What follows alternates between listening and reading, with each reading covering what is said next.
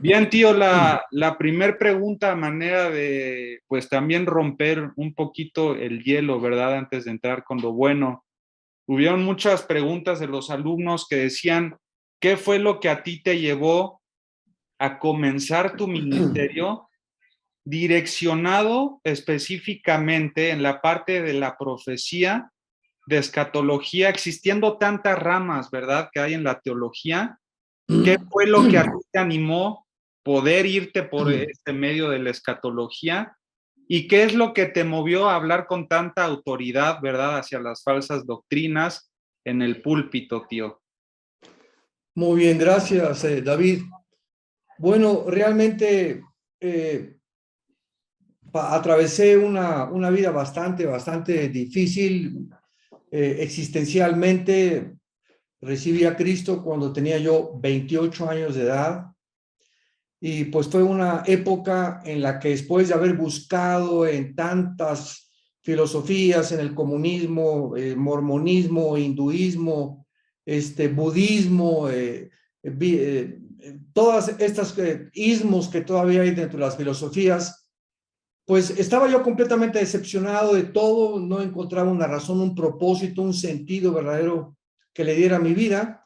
Ya viene Cristo, tu papá, mi hermano Alejandro fue el que me llevó con un misionero, Emilio Anderud, en 1974.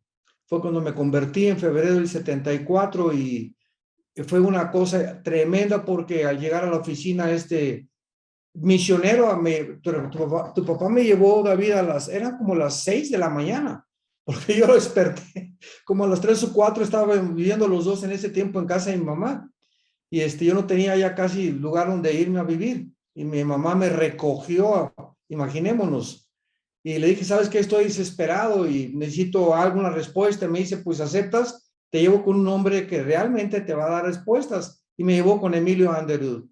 Y pues inmediatamente en su oficina me abrió la Biblia y me decía, lee aquí, la paga del pecado y la muerte, por cuanto todos pecamos y todos fuimos destituidos de la gloria de Dios, y en Cristo Jesús es redención. Y fue así como, mientras más me enseñaba la Biblia, sentía algo yo tan fuerte, pero tan fuerte, jamás me había yo enfrentado a la Biblia. Y me doy cuenta en ese momento que estaba completamente eran es como una cebolla, para explicarlo bien, y comenzaban a caerse capas de mi vida, así una por una, y caí de rodillas en ese momento y estuve llorando casi media hora. Sentía que se me caían así, ¿verdad? Cosas en mi vida tremendas, y le entregué la vida a Jesucristo. Fue una conversión muy fuerte. Fue un encuentro con Jesús verdaderamente maravilloso. Y pues de ahí ya, yo no sabía para qué Dios me llamaba. Lo único que yo sabía era que tenía yo que seguir a Jesús y que Él era la respuesta de todas las cosas en donde yo lo anduve buscando, porque realmente en cualquier búsqueda del ser humano es Jesús, el que se encuentra a Jesús, llega al final de su búsqueda, porque Él es la razón de nuestra existencia, de nuestro propósito final por el cual vivimos. Entonces vivíamos en Acapulco, nos fuimos a Acapulco a vivir. Yo ya era papá de Alan, de mi hijo Alan, nos fuimos a Acapulco y unos misioneros me invitaron a unirme con ellos, presbiterianos, a la sierra de Acapulco y Guerrero para trabajar como misionero, y para discipularme. Me fui a la sierra casi 2 años, entre Oaxaca y Guerrero. Y ahí estuve acostado en pisos, ¿verdad?, de adobe, tapándome con periódicos. Mi cojín era un ladrillo envuelto en periódicos. Y a través de todo este año y medio, yo recién convertido, ahora lo puedo ver que pues Dios estaba trabajando con mi carácter, me estaba tratando de humillar también, ¿verdad?, de doblegar mi voluntad. Era yo muy agresivo, fui muy violento en mi juventud. Y después ya ese tiempo bajamos a la ciudad, al puerto de Acapulco, comencé tenía un grupo pequeño de discípulos, nos fuimos a México. Yo nunca supe para lo que me iba a llamar Dios. Entonces de misionero me convertí en maestro de la palabra y abrimos la iglesia en 1979, 80, 81. En esos 2 años trabajé con un evangelista llamado Luis Palao, argentino él, que ya está en la presencia del Señor. Aprendí mucho de evangelismo en el equipo de Luis Palao, y en el 81 pues abrimos la iglesia Vida Nueva para México. Y ahí comencé a pastorear.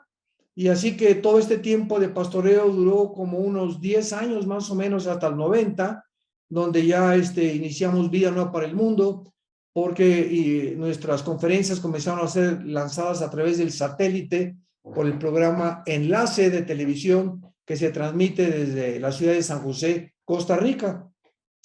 Pero el hecho de por qué yo haya comenzado a predicar profecías, la respuesta es el Espíritu Santo. Creo que como le dijo Dios en Jeremías capítulo 1, versículo 5 al profeta Jeremías, desde que estabas en el vientre de tu madre te conocí, y antes de que nacieras te di por profeta. Así que todos nosotros, ya Dios tiene un plan perfecto, porque el hombre no es señor de su camino, ni del hombre que camina ordenar sus pasos, dice Jeremías 10:23. Entonces Dios tiene asignado para nosotros. Nosotros no vamos a escoger, pues yo quiero ser misionero, yo quiero ser predicador, yo quiero ser profeta, yo quiero ser esto y el otro. Tenemos que seguir a Jesús, y en nuestro transcurso y en el camino, siendo a Jesús, Dios nos va mostrando mientras más obedecemos, porque ahí está el secreto de la vida cristiana, la obediencia. Si ahorita lo que tú conoces no estás obedeciendo, lo que sabes que debes obedecer, no esperes que Dios te lleve al segundo escalón, ni al tercero, ni al cuarto. Tenemos que ir, mientras más conocemos a Dios y más obedecemos y más luz tenemos en las áreas que Dios quiere que le obedezcamos, más rápido ascendemos hacia el conocimiento y la voluntad de Dios. Y yo recuerdo mi primer mensaje, mi primer mensaje que yo di ya como evangelista fue acerca de la gran tribulación. Fue mi primer mensaje, ¿verdad? O sea, ya traía yo la pasión por la profecía. Y vuelvo a repetir, esto te lo pone el Espíritu Santo.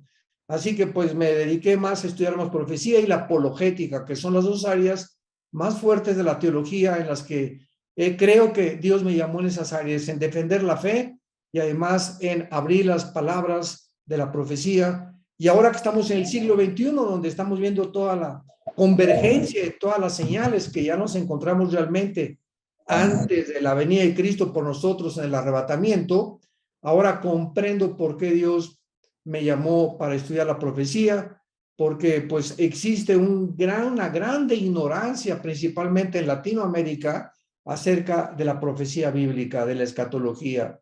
Y le doy gracias a Dios, porque ahora sé para lo que he nacido y creo que puedo, a través de estos estudios que he tenido, ser un faro, ¿verdad? Alumbrar a la iglesia principalmente hacia la meta final, a donde la esperanza a la que hemos sido llamados debemos de permanecer. Amén, tío. Muchas gracias. Así es.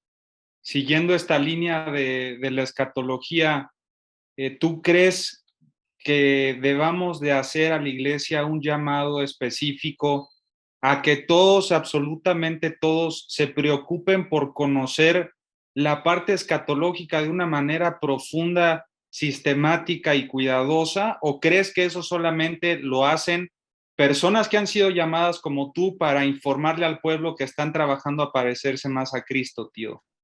Bueno, recordemos que más del 30% de la Biblia, o sea, más de una tercera parte de la Biblia es profecía. Así que aunque no tengan muchos el llamado de dedicarse nada más a eso, es importantísimo, ¿verdad?, tener los principios elementales de todo el conocimiento de Dios. Como Pablo en el libro de los Hechos les compartió a sus discípulos, no leen Hechos capítulo 20, no les he negado, le dijo a los ancianos de Éfeso, darles todo el consejo de Dios. Así que la profecía forma parte de la vida, del estudio de todo cristiano. Ahora, repito, unos se profundizan más en puede ser en el área de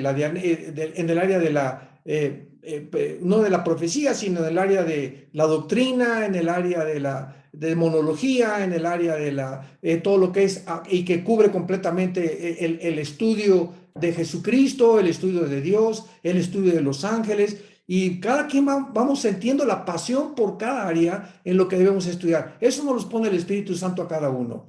Y casi siempre nos concentramos en un área específica. Pero concretamente, David, pues todo cristiano tiene que tener los elementos principales, ¿verdad? ¿Qué es el arrebatamiento de la iglesia?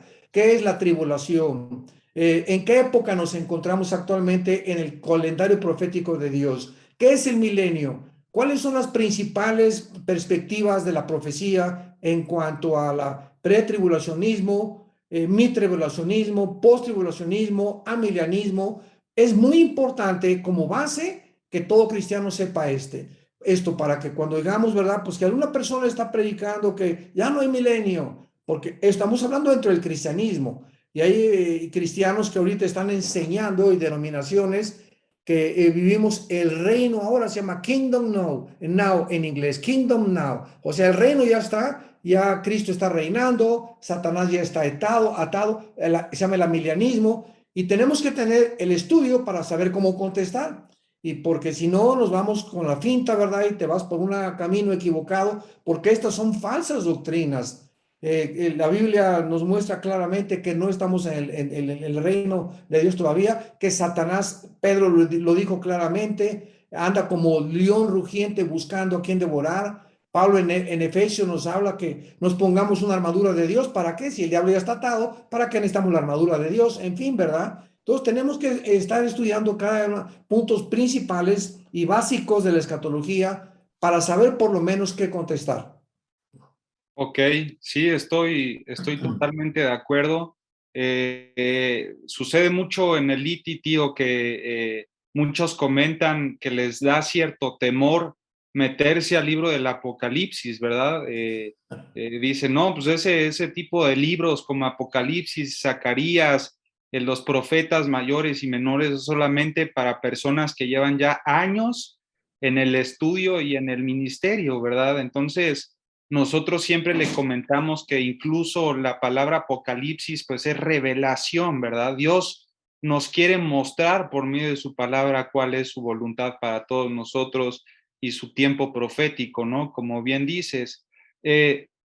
Escribían, tío, con respecto al libro de Daniel, cuando Nabucodonosor manda a llamar a estos jóvenes sabios, algunos piensan o se dicen que estos jóvenes eran astrólogos, es decir, que estudiaban la alineación y los movimientos de los planetas y que en base a eso pudieron explicar de una manera más detallada también todas las visiones que se estaban viendo, ¿no? En cuanto a ellos. Armando, ¿qué tan importante es el estudio astrológico para la interpretación escatológica? De ninguna manera, o sea, no tenemos, por ejemplo, no hay que confundir la astrología con la astronomía.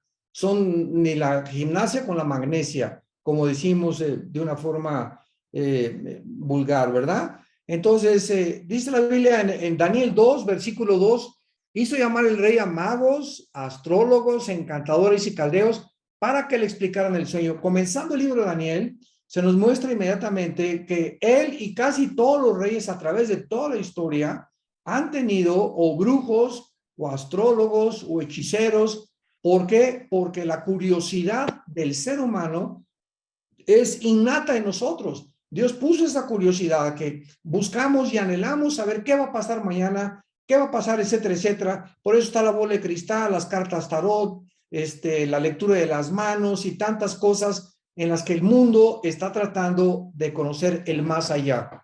Entonces, Daniel entra a esta cultura donde prevalecía la astrología, prevalecía la hechicería, pero cuando comienzan a reconocer los mismos emperadores, como Nabucodonosor, como Darío, el rey emperador de Persia, que después vino el imperio persa después del babilonio, que Daniel era y tenía un espíritu superior, así lo dice, reconocen que tiene un espíritu superior, lo nombran el principal asesor de estos emperadores, y esto le da a Daniel la oportunidad de ser el jefe de los astrólogos y de los hechiceros. Y esto nos da la comprensión y el entendimiento de por qué los famosos reyes magos, estamos hablando de 500 años después de Daniel, 550 años después de Daniel, en tiempos de Jesucristo, vinieron a Israel para buscar dónde había nacido el rey de Israel. ¿Quién les dijo a estos reyes que venían de Babilonia Además, no eran magos, ¿verdad? Es la palabra magía en el griego, significa hombres inteligentes o sabios o estudiantes de las profecías. Vemos que eran discípulos de los discípulos de discípulos, de los astrólogos y hechiceros que se convirtieron y que Daniel les tuvo el tiempo de compartirles las profecías de Cristo. Porque el capítulo 9 de Daniel, versículo 24 al 27, la famosa profecía de las 70 semanas de Daniel, nos habla claramente que es la única profecía en el Antiguo Testamento donde se revela, donde Dios nos permite asomar en aquel tiempo de una forma matemática cuándo iba a nacer el Mesías. En el Nuevo Testamento ya no sabemos el día ni la hora ni cuándo va a venir Jesucristo, más que con algunas señales que tenemos por ahí, ¿verdad? Pero en el Antiguo Testamento se profetizó matemáticamente, cronológicamente, el tiempo en que la primera venida de Cristo iba a ser. Y la revela Daniel en la famosa profecía de las 70 semanas. Entonces estamos seguros, ¿verdad?, que cantidad de astrólogos, hechiceros se convirtieron. Ellos, muere Daniel, ellos continúan enseñando las profecías de Daniel. Y he ahí la razón que le da sentido a la pregunta, estos reyes, ¿de dónde vinieron? De los reyes, ¿cómo sabían ellos que de estas profecías si venían del Medio Oriente? Pues la respuesta es esa precisamente, que eran, ¿verdad?, tal vez bisnietos o nietos de los hechiceros y astrólogos que se convirtieron al cristianismo y que supieron claramente que ya la profecía de las 70 semanas, de los 483 años, se iba a cumplir. Porque en esta profecía de Daniel 9, 24 al 27, se describe claramente que desde el inicio de la reconstrucción del templo y de las murallas de Jerusalén hasta la muerte del Mesías, habría 483 años, o sea, 69 semanas. Sabemos que estas semanas eran semanas de años, porque los judíos tenían de días y de años. Entonces, se describe claramente cuando Cristo entra a la ciudad de Jerusalén el domingo de Ramos, ahí se cumplen las 483 semanas. Y estos sabios, ¿verdad?, estudiantes de las profecías y también del cielo y de la astronomía, pueden entender claramente que estaban esperando una señal para que Dios se las diera. ¿Cuál fue esta señal que Dios les dio? Pues que dice la Biblia que los guió, ¿verdad?, una estrella hasta Belén. Dios mismo, al ver el interés de ellos y para avergonzar a los fariseos, que debían de saber mejor que ellos el tiempo de la venida de Cristo, por su dureza y por la religiosidad en la que tenían, se quedaron completamente en ascuas. Entonces, esto es maravilloso cuando lo encontramos, el trasfondo de las cosas que suceden en las Sagradas Escrituras. Amén, tío. Y hablando con respecto ya al libro de Daniel y la estatua de Nabucodonosor, hicieron una pregunta con que qué posibilidad existe de que los 10 dedos del sueño de la estatua de Nabucodonosor, que sabemos que, bueno, dicen que son los 10 cuernos del Apocalipsis, no sean como tal líderes políticos o reyes, sino que se refiera a las cabezas de las grandes empresas, de las empresas más poderosas y principalmente las familias más poderosas que rigen literalmente el gobierno mundial. Dice que también considerando Daniel capítulo 7, versículo 7 y 7 del 23 al 24, se menciona que este último poder es diferente de todos los reinos anteriores. Bueno, esto es completamente de carácter especulativo, ¿verdad? Hipotético, filosófico, no tiene ningún fundamento bíblico para los que puedan enseñar o tratar de creer tal barbaridad. ¿Por qué? La Biblia es clarísima. En el capítulo 2 de Daniel, que revela a través de la estatua el Espíritu Santo, el sueño de Daniel, vemos que la cabeza de la estatua era Babilonia. No me quiero extender mucho, el brazo y el pecho de plata era el segundo imperio de los medios persas. El tercer imperio, el vientre de bronce, pertenece al tercer imperio, el imperio griego de Alejandro el Magno. Y las dos piernas, el imperio romano, y los 10 dedos esta una última fase que el Imperio Romano va a tener. Muy bien. En esta profecía, ahí se basa y es el cimiento total de todas las profecías de los últimos tiempos. Porque en este momento ya no podemos agregarle nada ni quitarle nada. ¿Qué significa esto? Que cuando esta estatua estaba levantada, dice también que viene una piedra, en el capítulo 2 de Daniel, y pega contra los dedos de la estatua, derribando toda la estatua, o sea, derribando el imperio babilónico, que actualmente es Irak, derribando el imperio medio persa, que actualmente los persas es Irán, derribando el imperio griego y el imperio romano, hablándonos de esta manera que cuando Cristo venga, que es la piedra que golpea los dedos de la estatua, estos imperios van a estar formando parte del gobierno del anticristo. Y lo confirma Daniel capítulo 13, versículos 2 y 3, donde dice, lo voy a leer rapidísimo, porque en el capítulo 7 que acabas de mencionar, que lo voy a explicar ahorita, vemos claramente que ahora se reflejan estos imperios como 4 bestias, y las bestias son el oso, el león y el leopardo. Y cuando vemos Apocalipsis 13 describiendo el surgimiento del anticristo, dice el versículo 2, y la bestia, o sea, el anticristo, Apocalipsis 13:2, que vi era semejante a un leopardo, o sea, a Grecia. Grecia representa en el capítulo 7 y 8 de Daniel al imperio griego, y lo dice ahí el Espíritu Santo que es Grecia. En segundo lugar, sus pies como de oso, o el oso es Irán en el capítulo 7 de Daniel, y su boca como boca de león. El león representa en el capítulo 7 de Daniel a Irak.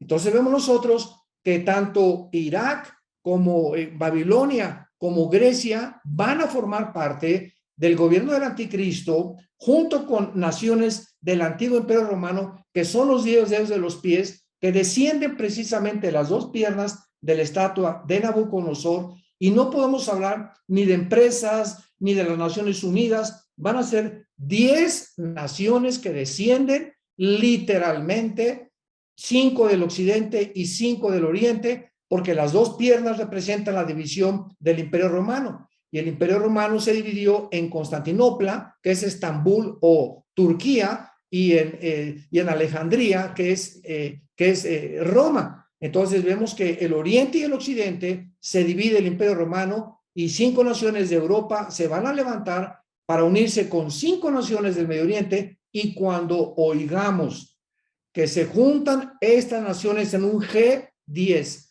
y se unen de entre una de ellas, Daniel 7, versículo 24 al 27, dentro de una de ellas sale el cuerno pequeño, que es el anticristo. Así que no podemos hipotetizar, especular. Yo creo esto, y que pueden ser empresas, y que puede ser por aquí, por allá. Recurramos a las Sagradas Escrituras, a la luz y al testimonio. Es clarísima la palabra de Dios, y no podemos andar divagando en lo que la imaginación nos da.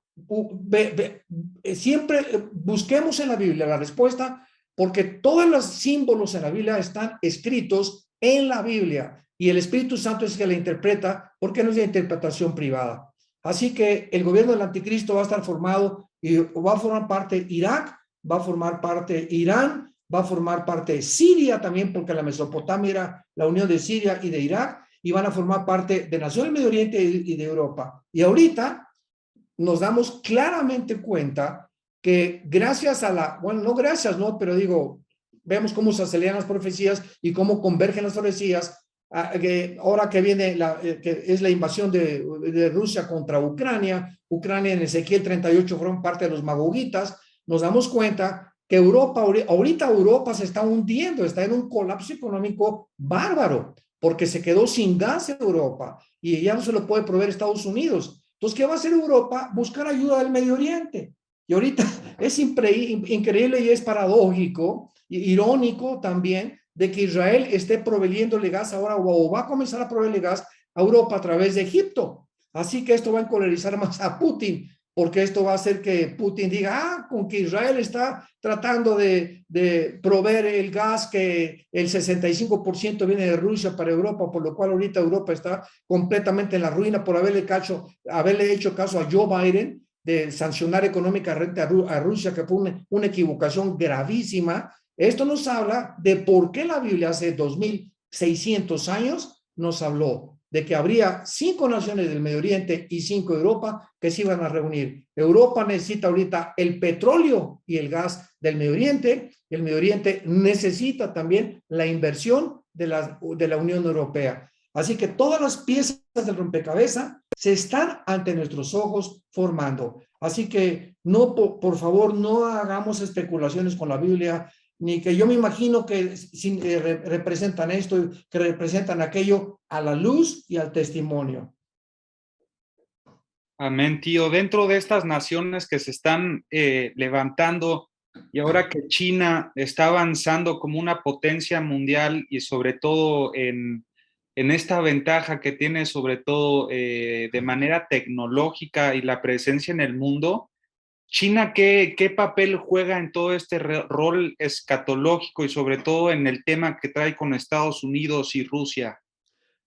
Muy buena pregunta, porque China es de las naciones clarísimamente descritas en la Biblia, que cuando Cristo regrese al final de la tribulación, nosotros ya no estamos aquí en la tribulación, pero cuando Cristo regrese, las únicas naciones que la Biblia menciona que van a sobrevivir la Tercera Guerra Mundial van a ser China, Rusia y algunas naciones del Medio Oriente y algunas naciones posiblemente de África. Porque en la Biblia, ¿verdad? Todas las naciones que se mencionan son naciones que siempre han estado relacionadas con Israel, porque Israel es el termómetro de Dios, es el faro al cual debemos estar atentos, porque las profecías de los últimos tiempos se van a cumplir en Israel. Entonces China aparece en el Apocalipsis, por ejemplo, en el capítulo 9, en la sexta trompeta de Apocalipsis, capítulo 9 de Apocalipsis, cuando se describe que se toca esta trompeta, dice la Biblia que se tocó la trompeta y había 4 ángeles atados junto al río Éufrates. El río Éufrates, que mide aproximadamente casi 3000 kilómetros, nace en Turquía y desemboca en el Golfo Pérsico. Y el río Éufrates, y junto con el Tigris, es la división entre el oriente y el occidente en el Medio Oriente. De alguna forma, ¿verdad? Se divide el Asia Central y el Medio Oriente mediante el río Éufrates. Y cuando dice que se secó el río Éufrates, a continuación el versículo 16 dice, y el número de los ejércitos era 200 millones. Hermanos que nos están escuchando, qué maravillosa es la Biblia. Esto es asombroso. ¿Cómo pudo el apóstol Juan? Preguntémonos. Hace 2000 años, cuando la máxima población que el globo terráqueo tenía hace 2000 años era 1 millón de personas. ¿Cómo pudo un hombre escribir hace 2000 años que habría un ejército, ya no una población total de la tierra, un ejército de 200 millones? Y la única nación, lo sabemos, que contiene o tiene este ejército es la China. Así que claramente nos muestra, ¿verdad?, que este ejército de 200 millones va a ser usado por la China, aunado con Rusia, porque Rusia tiene todo el poder nuclear del mundo. Las armas nucleares que tiene Rusia no las tiene Estados Unidos, no las tiene China, no las tiene Norcorea, mucho menos Irán todavía, ni Europa, ni Israel tampoco. Rusia heredó de la antigua Unión Soviética un armamento nuclear impresionante. Y esta es la razón por la cual hay un matrimonio tóxico, así le podríamos llamar, un matrimonio tóxico entre Rusia y China, porque China necesita el poder nuclear de Rusia y Rusia necesita los 200 millones de soldados. Así que se unen por conveniencia, estos intereses van a ser deshechos, este matrimonio se va a divorciar, en la guerra del Armagedón se van a separar y van a venir cada quien por su lado en contra de Israel al valle del Megido o al valle de Josafat. Y esta es la razón por la cual aparece la China. Y finalmente en el capítulo 16 de Apocalipsis vuelve a aparecer otra vez la China en el sexto ángel, Apocalipsis 16, en la guerra del Armagedón. Dice Apocalipsis 16, versículo 12. El sexto ángel derramó su copa sobre el gran río Éufrates. Otra vez se vuelve a mencionar el río Éufrates, que es la zona geográfica del Medio Oriente, para que tengamos alguna idea de la importancia que tiene la Biblia, esta zona geográfica del Medio Oriente. Y el agua se secó del Éufrates para que estuviera preparado el camino a los reyes del Oriente, que van a ser China, Corea del Norte, tal vez Japón, Filipinas, Singapur y toda esta zona que se encuentra precisamente en el Asia Oriental. Así que la China va a figurar, Estados Unidos no le va a ganar a la China bíblicamente, la China va a dominar a Estados Unidos, va a surgir como la nación más poderosa económicamente antes de la venida de Jesucristo. Y hablando, bueno, ¿están aprendiendo algo, hermanos? A ver, levanten la mano porque veo que a algunos ya les está saliendo humo de la cabeza, ¿verdad? Pero qué bueno, gracias a Dios por esto, toda la información que estamos recibiendo. Y hablando precisamente, Armando, de la parte de las naciones, aquí ponen una pregunta interesante, dicen, con todo el efecto del COVID, en donde gran parte de la población murió, ¿verdad? Y sobre todo, pues, bajaron los números, los censos. Mientras los países ya no apoyan el que las familias sean numerosas, sino que ahora tienen 1 o 2 hijos máximo, dicen que mientras sucede esto, los musulmanes se están reproduciendo por todo el mundo y se están extendiendo no solamente en el continente asiático, en Mesopotamia, sino también en Europa, Latinoamérica, a tal grado en donde los musulmanes van a estar presentes en todo el mundo, ¿verdad? Y ponía este alumno, me dio risa porque decía, los cristianos no deberíamos de hacer como el equilibrio también teniendo muchos hijos, o decía, me da miedo, ¿no? Que los musulmanes se reproduzcan tanto. ¿Qué pasa con esto, tío? Bueno, antes de contestar, nada más les recuerdo algo. Querétaro no aparece en la Biblia. Querétaro no aparece en las Sagradas Escrituras. Ni Querétaro, ni todo el continente americano, desde Alaska hasta la Patagonia, todo el continente americano, no aparece en la Biblia. O sea, Estados Unidos está próximo a desaparecer o a descender a un segundo o tercer nivel de supremacía política, económica y militar. Porque Estados Unidos, que es la nación más importante desde la Segunda Guerra Mundial, no aparece en las escrituras. Por lo cual, o China va a bombardear y va a haber un caos nuclear en Estados Unidos, o económicamente se va a hundir, o cuando venga el rapto, ¿verdad? Que es la nación que más cristianos tiene, va a haber un caos tremendo que va a hundir a la nación, peor todavía en su economía como se encuentra actualmente. Entonces, esto es muy importante porque tenemos que considerar que realmente cuando venga Jesucristo, una tercera parte de la humanidad va a sobrevivir. Somos actualmente 8,000 millones de personas, aproximadamente. Ya casi llegamos a los 8,000 millones de seres humanos en el globo terráqueo. Así que si estamos hablando de una tercera parte, imaginémonos nada más los millones de personas solamente en el cuarto sello, Apocalipsis capítulo 6, en el cuarto sello van a morir una cuarta parte de la humanidad. Estamos hablando de 2,000 millones de personas. Y luego encontramos en Apocalipsis capítulo 9 que acabamos de leer, que viene otra tercera parte en la séptima trompeta, que muere una tercera parte más. Así que esto es increíble, porque hablando y concretamente de lo que acabas de exponer, David, Europa, que aparece en la Biblia como van a haber naciones que son con el anticristo. Europa actualmente es una nación, se está hundiendo económicamente, está en un colapso económico ya ahorita, en el septiembre del año 2022, pero Europa es un continente viejo. O sea, en Europa ya no quieren tener hijos. Y como ha habido una migración impresionante de Irak y de Siria, del Medio Oriente a Europa, encontramos que por cada europeo que nacen 6 o 7 musulmanes. O sea, se calcula que demográficamente en 5 o 6 años Europa es un continente musulmán. Esto es muy importante porque las naciones que se van a unir con Rusia van a ser musulmanas para tratar de invadir Israel. Así que, pues, el europeo, ¿verdad?, está colapsando, por eso el anticristo va a surgir en medio de este caos de Europa. Ahorita es un caldo de cultivo, idóneo para que aparezca el anticristo en Europa.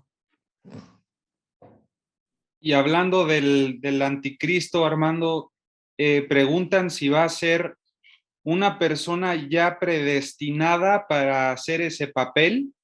¿Va a ser un simple ser humano con una nacionalidad musulmana en donde el espíritu del ángel caído lo va a tomar a cierta edad?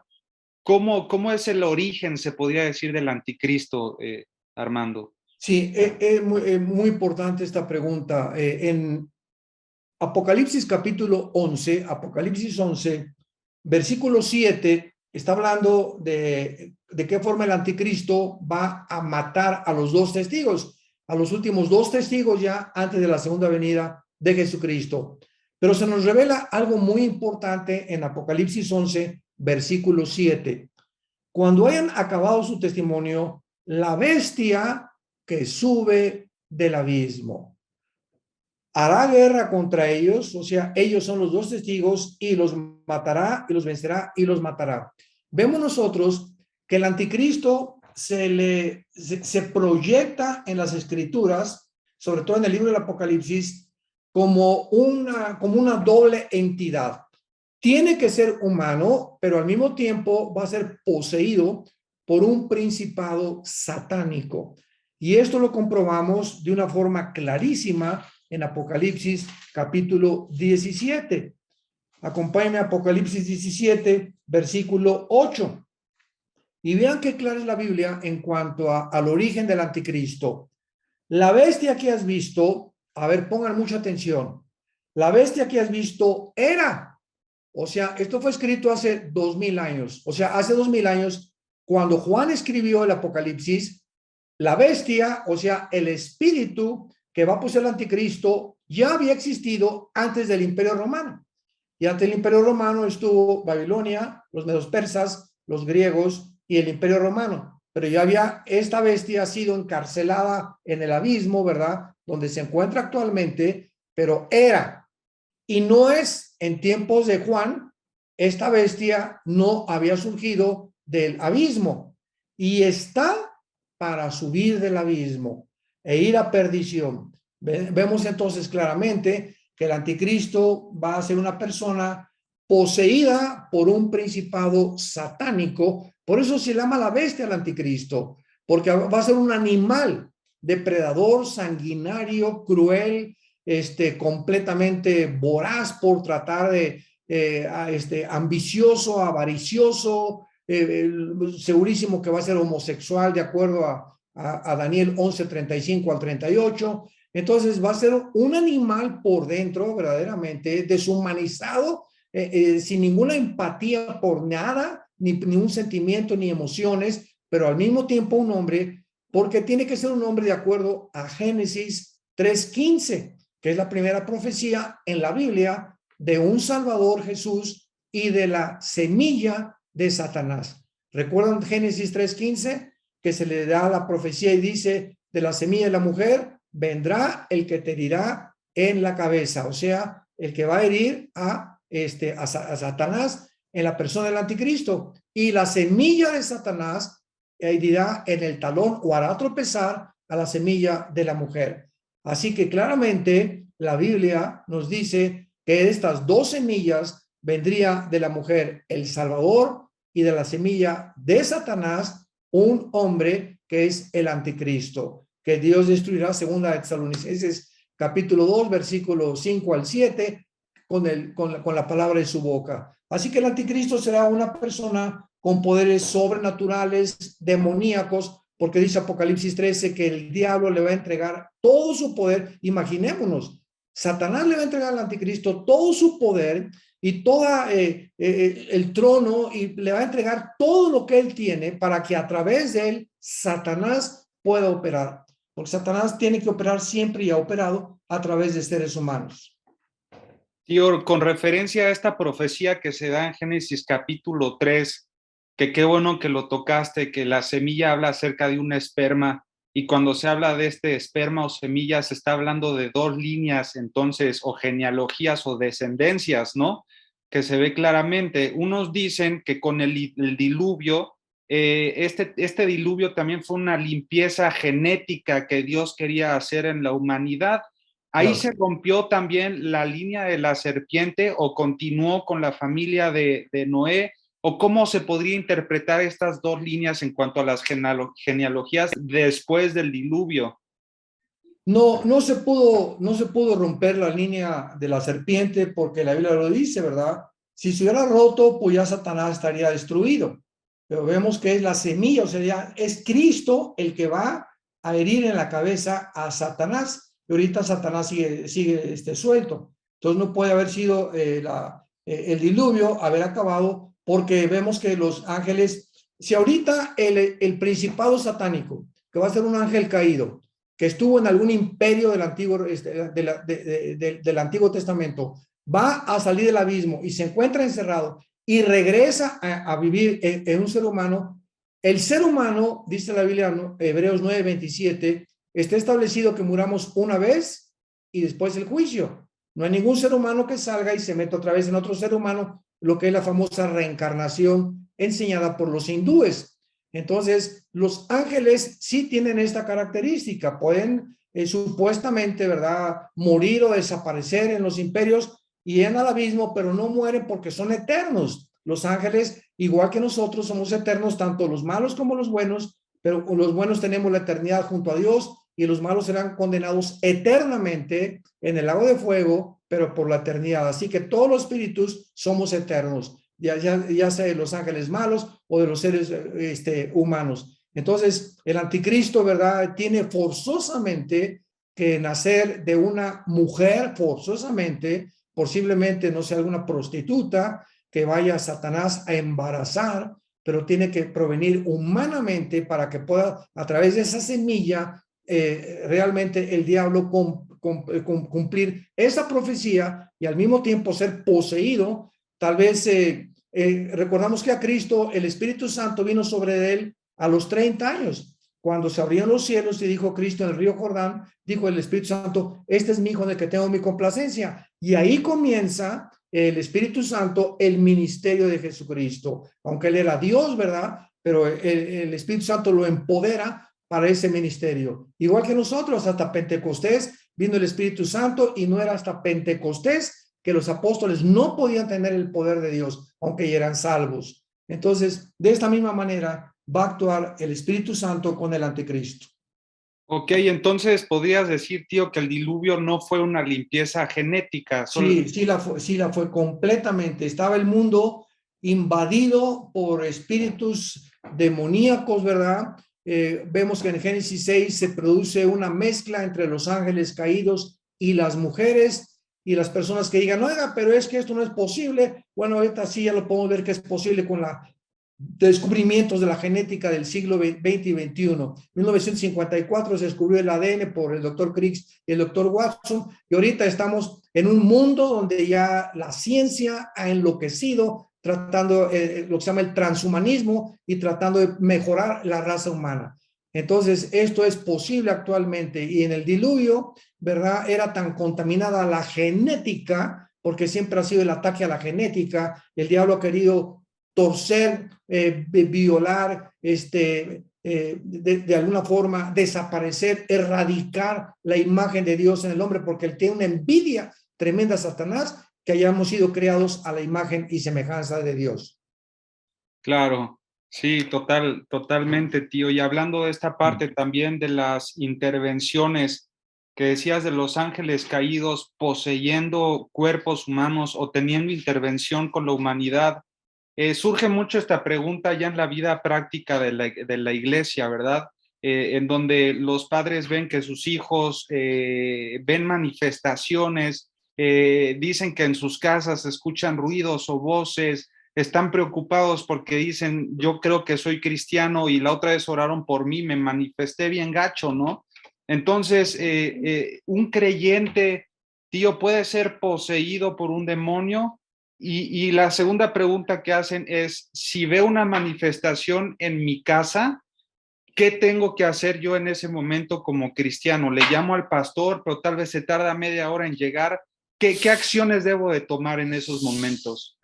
Bueno, es importante no usar la palabra poseído, sino demonizado, daimonizai en el griego, porque el cristiano no puede ser poseído en el aspecto de que somos posesión de Satanás, porque somos posesión de Dios, ya somos posesión de Cristo, le pertenecemos a Dios. Pero el cristiano puede ser influido por demonios y los demonios pueden entrar a la mente de un cristiano, al cuerpo de un cristiano, pueden inclusive, ¿verdad?, producir locura, esquizofrenia, psicopatías, sociopatías, etcétera, etcétera, que la psicología común y corriente considera como problemas psicológicos, que son realmente de origen demoníaco.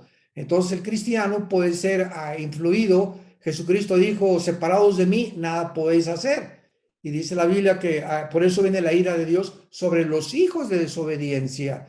Entonces el cristiano puede ser influido, pueden demonios entrar al cristiano. Y acordémonos del endemoniado gadareno, que aunque no era cristiano, el endemoniado gadareno nos manifiesta el poder tan grande de los demonios. El endemoniado gadareno tenía 5,000 demonios, 6,000, que es el número de una legión romana. Era una legión, consistía en Roma de 6,000 soldados. Tenía 6,000 demonios el gadareno. ¿Y qué hicieron los demonios? Estaban en sus cuerdas vocales. Pueden entrar a afectar sus cuerdas vocales. Estaban en sus ojos. Pueden entrar a los nervios ópticos.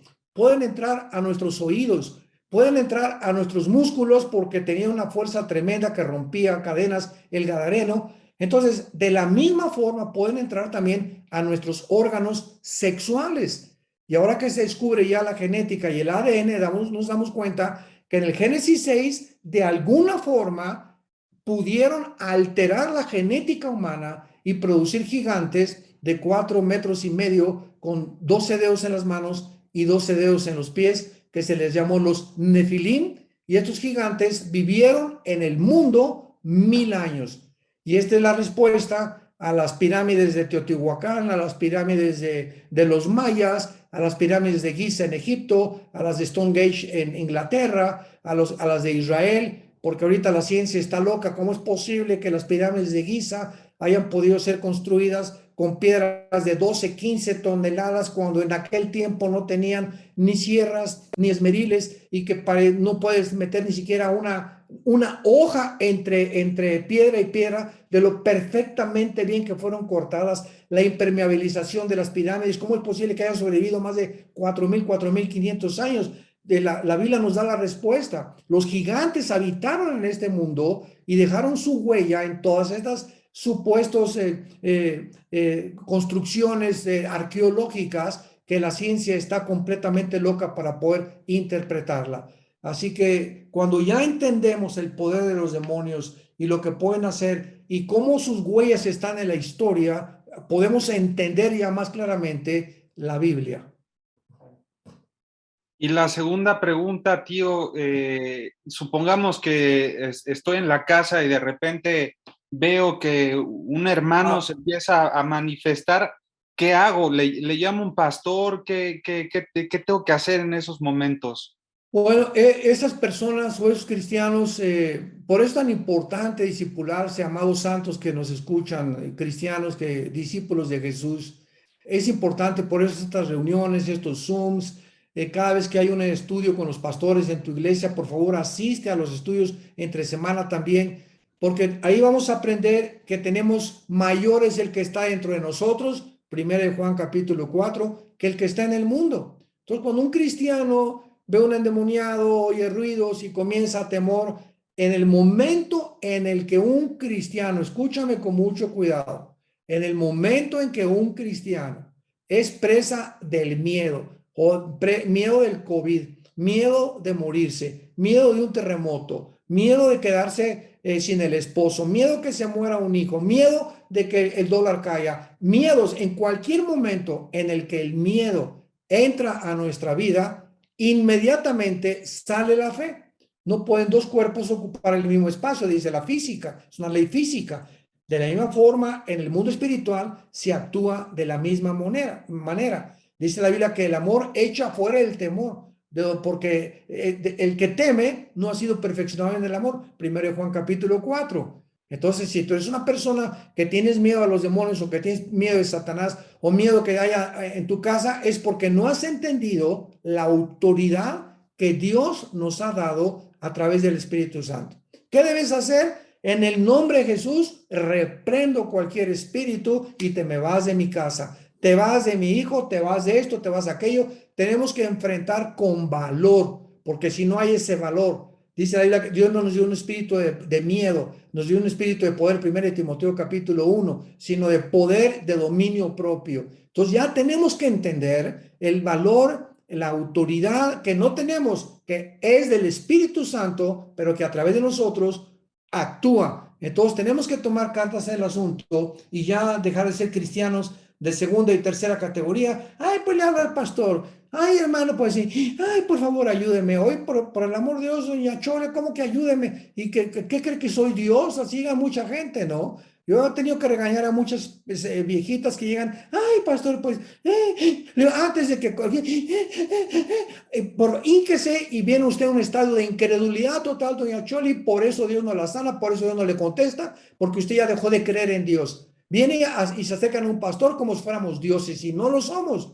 Nosotros simplemente guiamos a la gente a través de la Biblia y le decimos lo que tiene que hacer, pero finalmente el que actúa en tu vida, el que te sana, el que hace todo es Dios, no nosotros. Nosotros no somos dioses. Amén, amén. Sí, qué bueno que lo mencionas porque nos ha pasado que hasta se reciben llamadas, ¿no? Ay, pastor, ¿le podrá evangelizar a mi mamita, verdad? Que está en el Eso ya es el hospital. colmo, eso ya es el colmo. Y es decirle, hermana, si Dios le ha dado también a usted el Espíritu, Exacto. ¿verdad? Santo, que es el que te acompaña y usted puede perfectamente bien también evangelizar a su familia, amigos, etcétera, etcétera. Así que qué bueno, tío, que das este ánimo también a todos los alumnos a que pues confíen, ¿verdad? En el poder de Dios que nos respalda a todos nosotros. Amén. Pues bueno, ya se nos está acabando el tiempo, tío. Tengo dos preguntas que son muy prácticas. Por respeto a tu tiempo, vamos a terminar a las 9, ¿verdad? Pero la primera es, ¿cómo es la rutina del doctor Armando Alducin? Es algo muy, muy práctico, ¿verdad? ¿Cuáles son los momentos en los que tú estudias? Porque muchos preguntan, ¿cuándo es la manera correcta de estudiar? ¿Me tengo que apartar de mi familia? ¿Es en la mañana? ¿Tú qué haces, tío? ¿Te levantas, te tomas tu juguito, horas? ¿Cuál es tu rutina para el estudio? Muy bien. Bueno, hay dos palabras clave y estas palabras se aplican a un predicador, a un cristiano, a un deportista, a un cantante, a un político, a un empresario, un abogado, un médico, en cualquier área de la vida. Estas dos palabras son disciplina y organización. Una persona que no tiene disciplina en sus hábitos de comer, de dormir, en todas las áreas de su vida, no va a alcanzar la meta y mucho menos no vas a poder nunca organizar tu vida. Hay personas que se levantan y señoras o también señores con su cafecito en la mañana y ay, se me olvidó a las 10 de la mañana y me voy corriendo porque no están organizadas en sus horarios. Y tenemos que tener la disciplina de saber que me voy a levantar a tal hora y lo voy a hacer. Me voy a levantar a las 6 y voy a tener mi devoción con Dios de 6 a 6:30.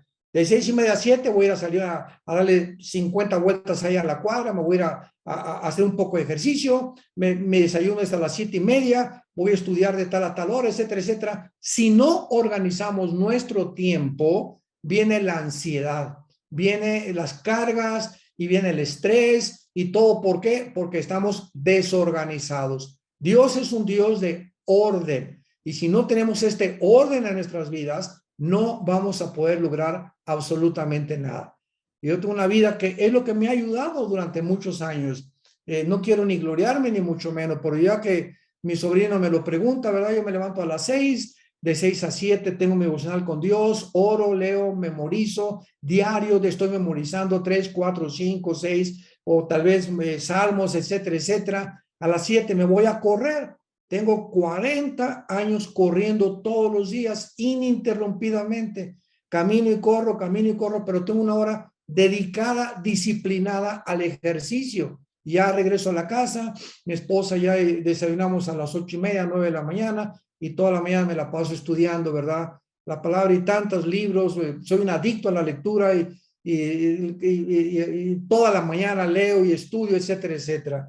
Pero este es realmente, David, más o menos parte de mi disciplina y muy importante los hábitos también para la comida.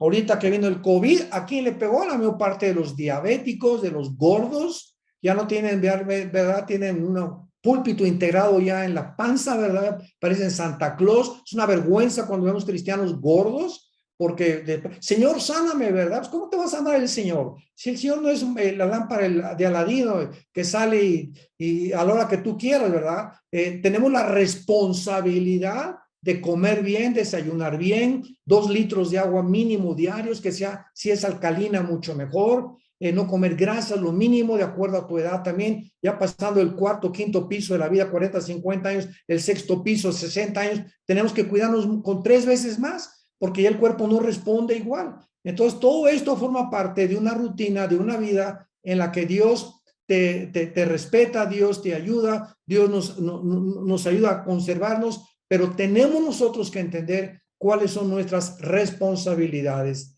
Y si no hay organización y no hay disciplina y no hay buenos hábitos alimenticios, no esperes después cuando te enfermes pedirle ayuda a Dios, porque Él no es el genio de la lámpara Aladino para que cuando estés enfermo, ay, señores, sáneme de este espíritu de retortijón y sáneme de por aquí y por allá. Y ve nomás cómo comes, ¿verdad? A las 10 de la mañana cenas pizza. Entonces, ¿cómo quieres que Dios te sane? Por el amor de Dios. Ay, hijos. Gracias, tío, gracias por qué importantes son estos principios que tú mencionas. Y ya por último, para cerrar orando, queremos preguntarte qué petición o qué peticiones de oración nos pudieras dar a nosotros. Estamos convencidos que es una herramienta poderosa, ¿verdad?, que Dios nos ha dado a todos sus hijos, y como creyentes y sobre todo como alumnos del Instituto Teológico nos queremos comprometer a estar orando por tu vida, tío, por tu Gracias. ministerio. El hombre exterior pues se va desgastando, pero el interior se renueva, y ahí juega también importantísimo un papel la oración. ¿Qué petición nos quieres dejar, tío, y todos los alumnos con su libreta y la pluma en mano para anotarla? ¿Por qué podríamos estar orando por ti en estos días? Bueno, les agradezco muchísimo esto, David, y necesitamos mucho, mucho, mucho la oración, como tú lo acabas de decir, sobre todo nosotros que estamos al frente de la línea de batalla como líderes espirituales. Pues, es lógico, ¿verdad?, que tengamos mucho más ataques que cualquier otro cristiano. Cuando estás al frente de la batalla, tenemos que esperar esto, ¿verdad? Y la oración, el mismo apóstol Pablo le pedía a la iglesia, diferentes iglesias, por favor, oren por mí, porque él sabía que la oración de los santos, como ustedes, nos ayudan a nosotros. Y dice la Biblia a los cristianos que oren por sus pastores. Entonces les pido que oren por mi persona, por mi salud principalmente, por mi esposa, nuestro matrimonio, nuestros hijos, etcétera, etcétera, en nuestro ministerio, para que podamos presentarnos irreprensibles y sin mancha finalmente en la venida de nuestro Señor Jesucristo. Amén, tío. Pues muchas gracias por abrirnos tu corazón. Nos comprometemos todos nosotros a estar orando por estas peticiones. Y bueno, vamos a cerrar orando por ti, tío. Dios, te damos gracias por este tiempo. Gracias, Señor, porque sin duda eres tú el que nos da la gracia, la misericordia. Nos sigues dando la oportunidad de servirte. Dios, te queremos agradecer por la vida del doctor Armando Alducin. Gracias, Señor, porque tú lo has levantado en esta generación para presentar las verdades bíblicas. Y Señor, oramos por estas peticiones que él nos comparte, por su vida, Señor, por su salud, para que tú lo sigas fortaleciendo día con día. Padre, oramos por su matrimonio, por mi tía Marta. Señor, gracias porque tú le has dado esta ayuda idónea que ha estado al lado de él. Oramos también por su ministerio, por Tamar, Señor. Oramos por Caleb, por Natalia, por Salem, mis primos, Alán, Alducin. Dios, por toda esta hermosa familia que tú has levantado, sabiendo y confiando en que así como tú comenzaste la buena obra, la culminarás hasta el día de Jesucristo, Dios. Gracias porque tú eres bueno, Padre, y confiamos en esta esperanza eterna para cada uno de nosotros. En el nombre de Cristo Jesús oramos. Amén y amén. Amén, amén. Muchas gracias, que Dios te bendiga. Nos despedimos ahora sí, alumnos. Desconecten sus micrófonos y despídanse todos. Gracias, buenas noches. Gracias, buenas noches. Hay otra sesión de preguntas y respuestas. Dios les bendiga.